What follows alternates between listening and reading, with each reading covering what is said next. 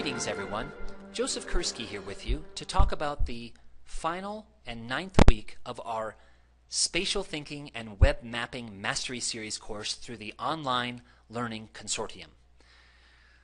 I can't believe it's the last week already, but it's not going to be a wasted week, okay? It's going to be a week that's very focused and bringing some of these strands together. Just like in prior weeks, specifically week 1 and week 5, we're going to have an immersive experience where we do a little bit of core readings and watching of videos. We're going to do some hands-on work, and we're also going to have a short quiz to assess our own learning. So let's first talk about the readings and reflections.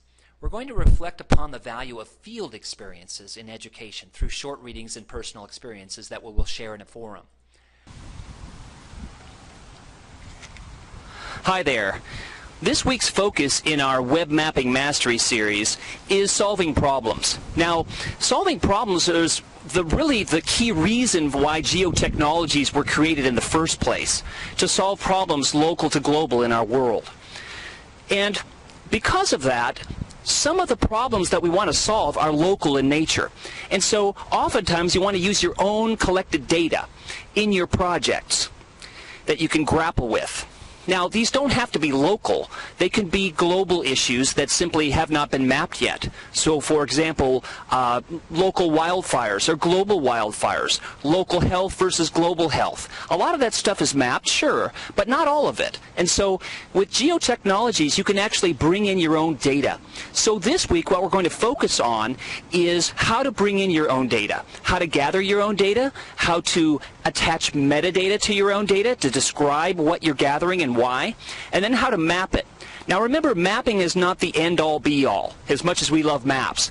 It's all about the analysis. It's all about doing something with it, looking at spatial patterns or spatial statistics to really grapple with the problem and then offer some solutions and then act on those solutions. So that's the reason why we want to gather data and map it. It's not just to make a pretty map. It's actually to solve problems.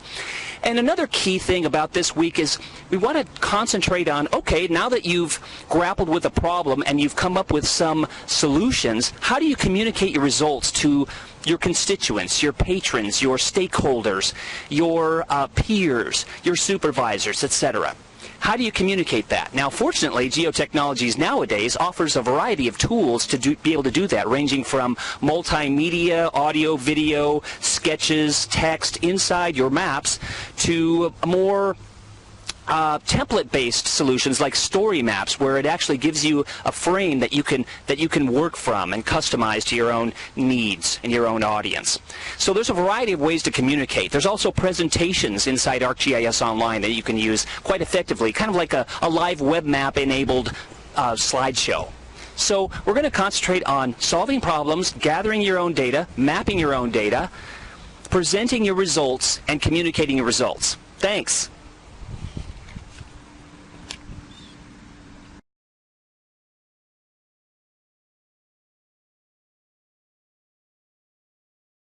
We're going to read and reflect upon 3 converging forces affecting geotechnologies.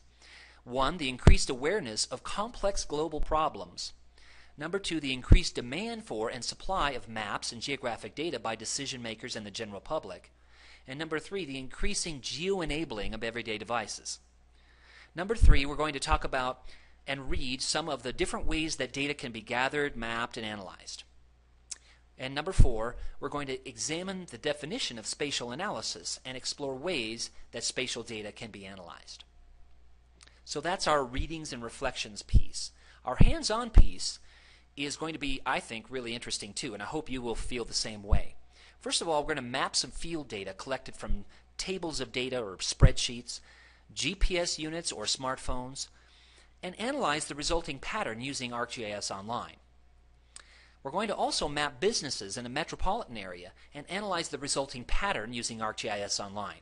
Now think outside the box once again, folks. You may not be teaching business patterns, but you might be teaching the pattern of rain in a region. You might be teaching about the pattern of population distribution and migration. You may be teaching about the global pattern of weather. So Again, any of these lessons we're using examples, but you can extend those examples into other fields, other scales, other kinds of data. The nice thing is that you're going to use the same kind of tools and perspectives with those other kinds of data. You don't have to relearn all that stuff.